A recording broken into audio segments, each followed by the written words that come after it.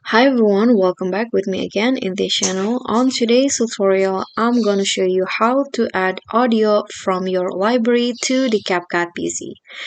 So here I've already opened the CapCut PC, and to add a new audio file, you can just click on the media first and then click on local.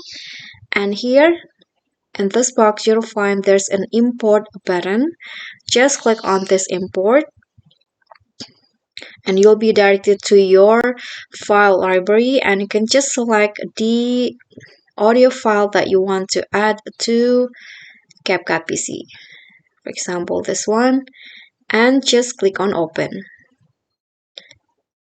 And just like that, the audio will be added to the CapCut PC. But if you want to add it to the timeline, you can click on this plus icon to add it. Okay guys, so that's all from me. Thank you so much for watching. Please don't forget to subscribe, like this video, comment, and also click on the thanks button. Thank you.